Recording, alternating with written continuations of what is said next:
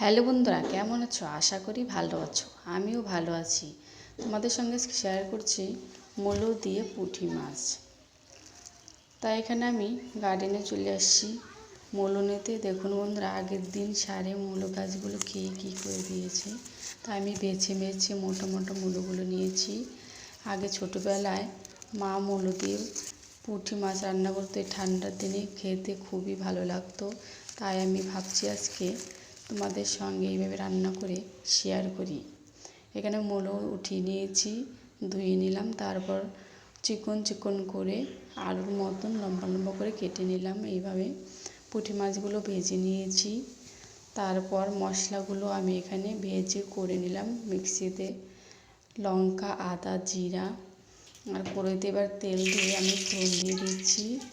জিরে, তেজপাতা আর লঙ্কা দিয়ে এবার মূলোটা আমি ভালো করে কষিয়ে নেব। কষিয়ে তারপর নুন হলুদ দিয়ে দেব সামান্য পরিমাণ। এইভাবে কেটে খাও বন্ধুরা। বলবে প্লিজ আমাকে কমেন্ট করে, আর ভিডিওটা কেমন লাগলো সেটাও বলবে।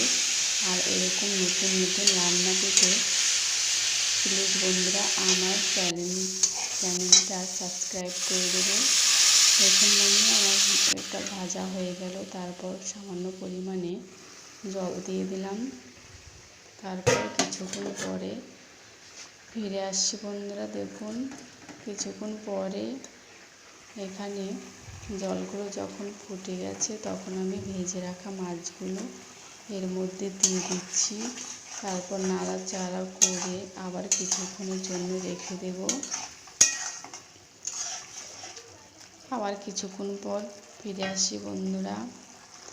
তারপর দেখুন বন্ধু, কিছুক্ষণ পর ফিরে আসলাম। তারপর ভেজে রাখা মশলাগুলো দিয়ে দিলাম। আবার কিছুক্ষণ নাড়াচাড়া করে কিছুক্ষণের জন্য ফুটতে রেখে দেবো। দেখুন বন্ধুরা, প্রায় আমার তরকারিটা রেডি। কি সুন্দর হয়েছে আর খেয়ে দেখাচ্ছি।